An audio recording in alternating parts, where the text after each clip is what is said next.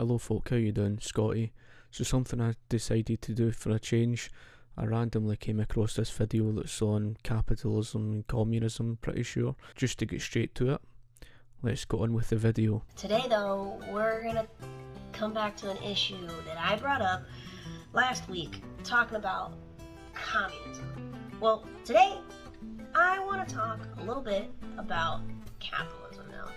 I went really hard in the paint for communism last time. I had lots of good, instinctually good things to say about it. There's flaws to it, and that's people against communism will say that appeal to it, that instinctual appeal, and along with socialism, the fact, like, the idea of getting something for free from the government without working for it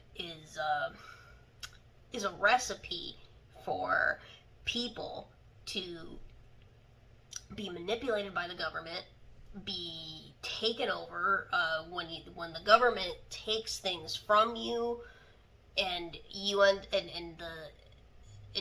the only way you get things back is by them giving it to you. Like, it's dependent on the government. The society is dependent on the government. I can see how that could be a problem. Okay, so first and foremost, when you're talking about the whole thing on communism, you've got to acknowledge the difference between the theory and practice. I've mentioned before, the theory of communism is moneyless, classless and stateless. It's all well believing in that. But you've got the problem, not just from the economic perspective, that if you get rid of the private sector completely, how are you going to finance wages? If you're not going to pay wages, then what? You're going to get people to do dangerous jobs, because out there in the market there are specific jobs that need to be done, and those jobs are dangerous, and nobody's going to do that for free out of their own goodwill. I mean, that's just reality. So where are you going to get the wages from? You don't have the private sector to pay for that. So you're left with the printing press. That's the first problem with regards to economics. Then there's the argument of human nature and self-interest.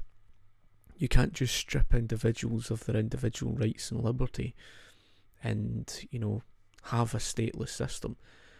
And communism's this political ideology, and that's what it is. It's an ideology.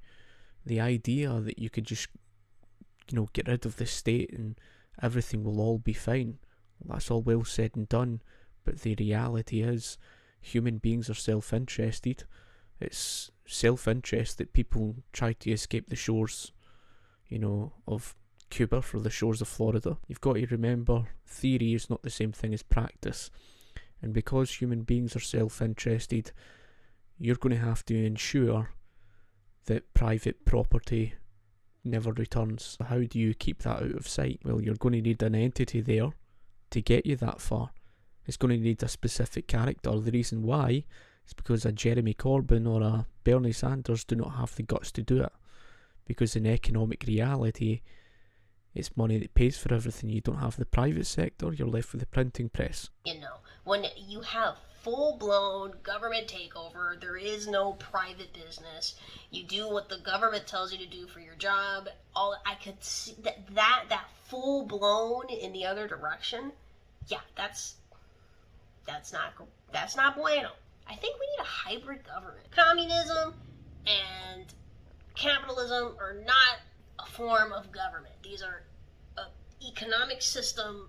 You got Cuba, you got China, who are communist based economic countries, and then you got places like America and other places that are strictly capitalism. You cannot say for the life of you that when you talk about capitalism, that this is what you see in the United States of America today.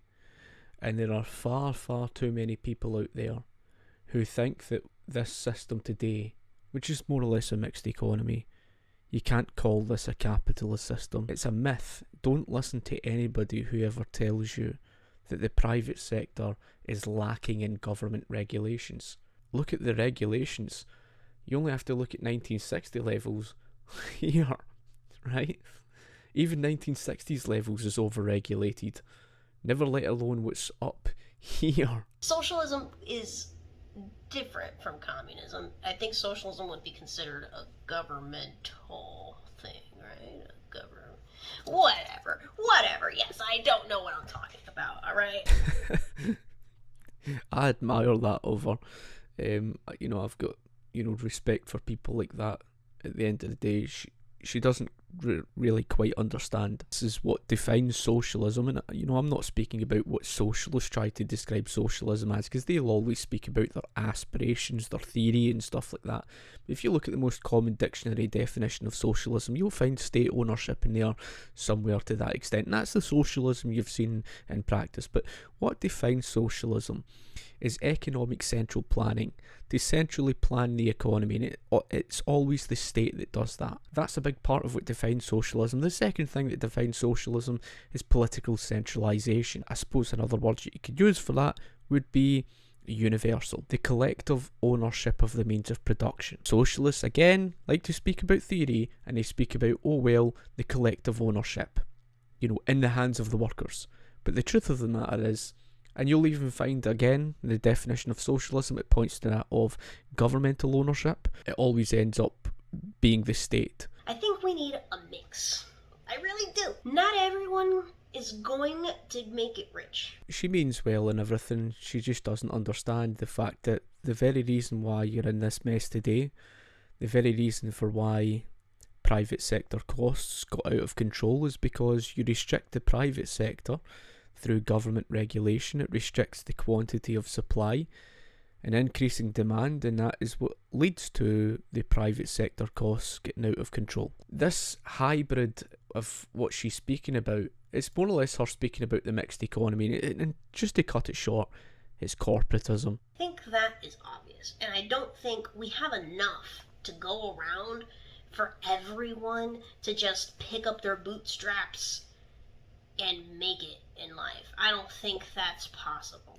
Supply and demand is the basis of capitalist society. I'm not sure she fully understands what the whole supply and demand thing is. The demand is what creates the workforce, basically, and the supply determines the cost or the price of those goods and stuff like that. Yeah, it does. She's right about that. Does she fully understand why? Supply and demand can only go so far. Eventually there's not enough. Again, this is the very reason why supply and demand is so important, because through the information of prices are signals, you have profits and losses, and it's through the information of prices that enables efficiency. And she's right in saying one thing there, and that is the fact that there's not enough, right? She acknowledges that. That's something that Marxists don't acknowledge. They don't, understand there's not enough to go around everyone. Well, there's not going to even be enough water at some point in the future, so it's interesting to even think about it. You look at Hong Kong and Singapore, they had practically no natural resources, and yet look at them today. The workforce changes so often now, way more often than before. Businesses are more and more inclined to save on the dollar, paying for an employee's salary, and instead, buying a robot that could do the job for them instead. Right, I think where this is going down the road of is the minimum wage. Don't get me wrong, there are certain, examples where there is genuine exploitation, and I can acknowledge that. This corporatist system isn't just, and I can more than comprehend people's complaints about the cost of living and etc., and I do understand. And with regards to people's wages, people get confused. When you're talking about people who are entry-level workers, you're not going to get paid the sort of wages that skilled workers are. And the economic reality is skilled workers, capitalists have to compete for skilled labour, so their wages do actually drive up. I think it's going down this road of the minimum wage. The minimum wage is destructive. You cannot ignore the laws of supply and demand. The economic reality is when you raise the price of the lower skilled worker, because that's that's what the wage of the employee is. The wage of the employee is the price to the employer. So when you raise the price of the lower skilled worker to $15, the demand from the employer falls. I mean, that isn't something that people can argue with if they think they can ignore it. All you're doing, you deem to repeat the same mistake over and over and over. So what happens is unemployment soars out of control. The very reason why Joe Biden didn't go down that road, he knows that during a pandemic, when there's a lot of people unemployed and businesses are already struggling as it is, he would decimate the economy if he was to impose that. No, they pay a big amount for a robot one time and never have to pay for it again. It's kind of worth it. I know it sounds like automation's actually led to larger job growth. I'm a child of the 90s. I remember a point when we didn't have a fucking pocket camera all the time in our cell phone. We didn't have what I'm recording on right now. I can post full-blown good quality video from my room. That's what capitalism did. You see, if you remember from that age and you're explaining about that age, you will remember the time when those type of televisions, and they used to come out from the wall and they were big heavy things, and some of these televisions would have cost you about £10,000. I don't know what it would have been in dollars, because I don't know what the American market would have been like, but in terms of pounds, you go into these television stores like Curry's and Comet and stuff like that, and these televisions would cost about £10,000 and stuff, especially the new, at the time, the flat screen televisions, and they were big plasma televisions, and 40-inch screen televisions would cost you £10,000 and whatever. And before you know it, just so quick, look how quick the price dropped. Nowadays you can get a 40-inch screen TV for probably £600 or less. You have dramatically improved in your living standards.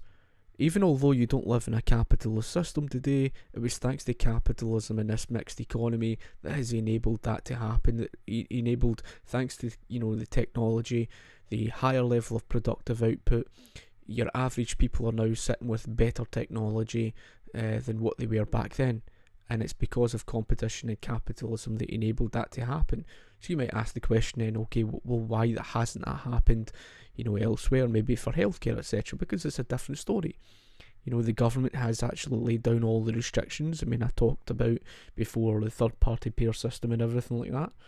Governments monopolise the cost. That's why government, is the problem. It is crazy to only rely on capitalism if we're considering the welfare of the country, of our citizens. It's a very big mistake to make.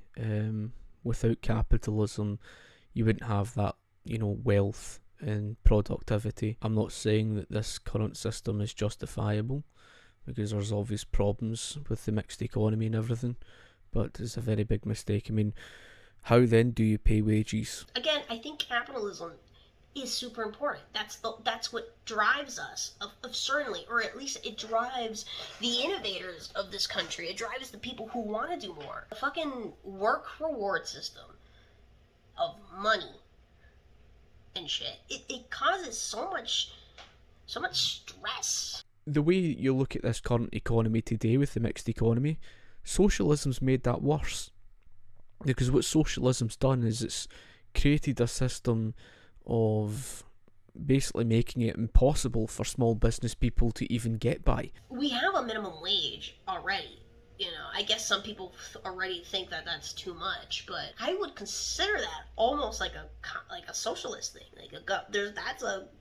That's a government restriction. She's absolutely right in that.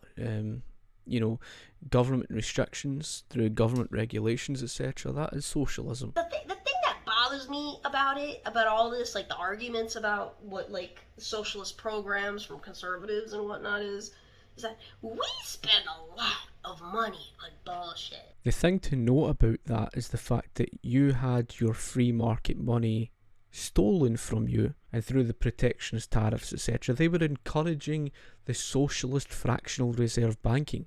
That's nothing to do with capitalism.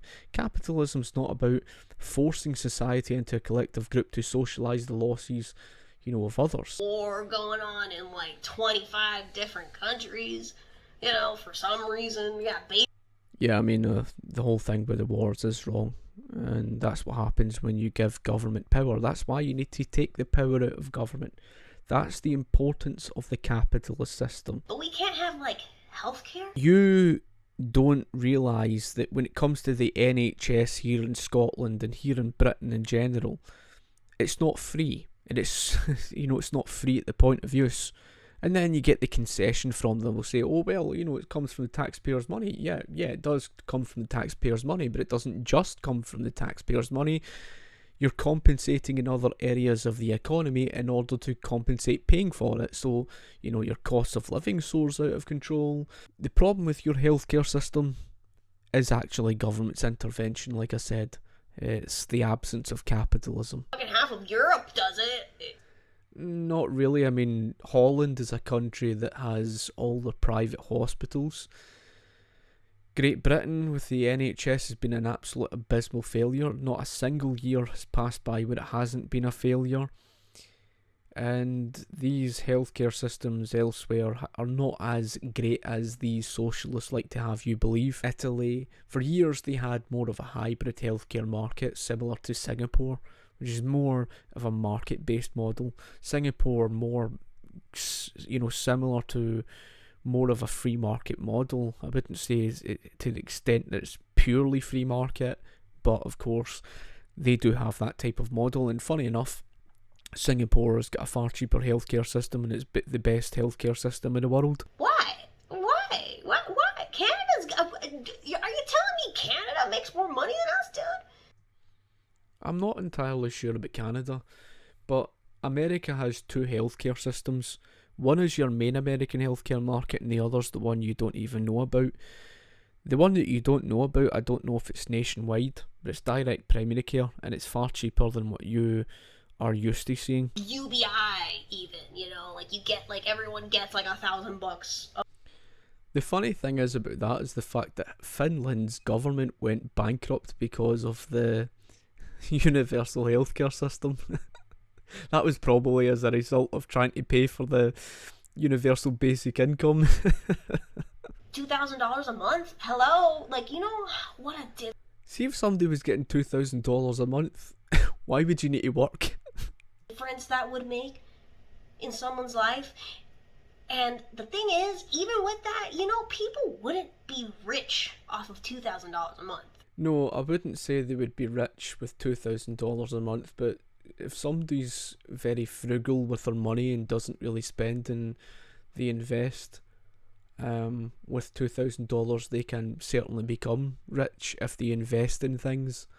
I mean, imagine what you could do being guaranteed $1,000, $2,000. A lot of people certainly could, but it doesn't change the fact that you're guaranteed a good sum of money.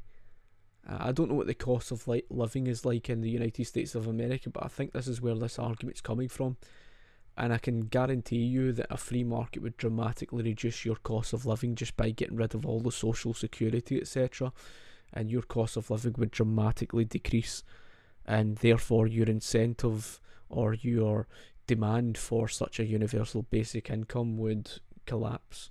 If the only excuse against government help, people getting help from the government, is that you're gonna produce lazy people who aren't gonna work and aren't... It's just... That's not the issue. It's the fact that government abuses you. I mean, you admitted yourself that governments take you on these, treks and spending wars, etc. It's not that much better here. Well, you're comparing one socialist pile of crap to another socialist pile of crap, and it is socialist. The third-party payer system, the over-regulation of the private sector, the AMA monopoly, anybody who tries to call that capitalist just doesn't understand. I don't know if you guys heard, Mitt Romney passed, a presidential candidate, from the Republican Party. He went against Obama, I think. I don't know if it was the first or the second time, but he lost. Look, what I'm going to say about what he has done, a very good thing. The idea of giving parents with children money per month or per week. You see, this is where the government sneers you in. Yeah, this is what the socialists do. They act as your saviour, and and it's a very sly move. They know what they're doing. You see, the reason why they pick out mothers with children is not because, oh, they really need help, and we need to give them money, and, you know, it's such a tough time, and we need to give them money. That's not the reason why they do that. They do that so that they can win your vote, they can win your support, so that you become dependent upon the state. Romney released the Family Security Act on Thursday, which the senator plans to propose as an amendment included with the Democrat stimulus package, which would provide families up to $3,000 a year in financial support per child ages 6 to 17, and up to $4,200 a year for infants of age 6. You do realise that's for each family, $3,000, right? That's money that comes out of the people who work in that country. That's coming out of their pockets. You're literally devastating them. I actually seen, in relation to this, it was a poor woman who was crying. Her son has, he's diabetic.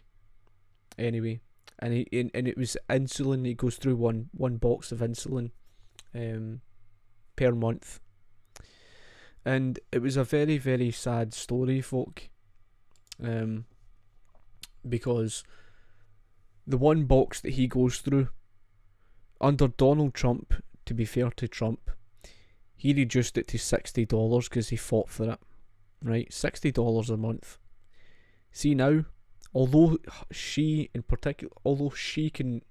afford to, like her, there are many people who require more than one box and go through more than one box because of being diabetic, right? Type 1 diabetes, okay? And the issue is that when she went to get her first, since the inauguration, when she went to get her first, prescribed box for her son, it cost her $328. You think how much that's going to cost? Most families wouldn't even be able to afford that for those who go through more than one box. That's a big deal. That's food, that's groceries. That is so... That's temporary comfort, not actually fixing the root cause of the problem. It's temporary comfort, because see, further down the line, see, once your currency devalues to the base value of nothing, you'll have nothing. Huge deal, and it's going to improve the quality of life in this country. The economics tells you why it doesn't, because the guarantee is they're running the printing press right now. What that means is it drives up inflation. So the cost of your goods and services rises in order to pay for all this pie in the sky, right? So you think your quality of life goes up. But the truth is, because of the inflation, because of the devaluation of your currency, you're not able to buy as much as you used to. They're just giving you temporary comfort to make you think that you are, feeling safe. All they're doing, basically, because they know that the average voter is too ignorant to understand, all they're doing is they're luring you in because you're the type that would buy into that type of stuff, and they're pulling the wool over your eyes. The truth is that they just want you to become dependent upon them so that they can just basically destroy you. And then once they destroy your economy, they then come in and act as your saviour. They're aiming for the destruction of the dollar, the destruction of the euro, and it's basically all to create this global governance. I don't know. I just don't have that kind of faith in them. So Romney coming out and doing this, wow. And it's smart. It's the best time to do it ever. Oh, after a lockdown and so many businesses suffered even from all the damage that was created through Black Lives Matter, all the damaged businesses, etc. That's not wealth that's been created. That means there's businesses that have gone under and there's less wealth you have today than what you had before. And then add on all of that, all of the subsidies that you faced, the subsidising of all those businesses just to keep them afloat during times of a lockdown and everything. That means you're actually poorer now than what you were back then. I don't know why you seem to think that somehow you're better off as a result of that, because that money that's going to those people, $3,000 per family, comes from elsewhere. And it comes from people who are going to be devastated. I hope you look out for yourself. I hope you're drinking water. I hope people are looking out for you. Like I said, folk, if you've got anything you would like to ask or that, comment in the comment section below. I just thought I would cover, that argument. It's quite interesting. At the end of the day, that's a prime example of the problem you've got. People like her are so easily led on because they don't understand the economics, and the likes of Biden, these politicians can easily just lead them on because they don't know any better. They don't really understand, and yeah, it's devastating. I mean, to think $3,000 per family, that's quite sad for people who live and work there. But especially during the time when they've already gone through a hard enough time with the pandemic and everything like that. So anyway, folk, thank you for watching, and I shall talk to you later. Cheers.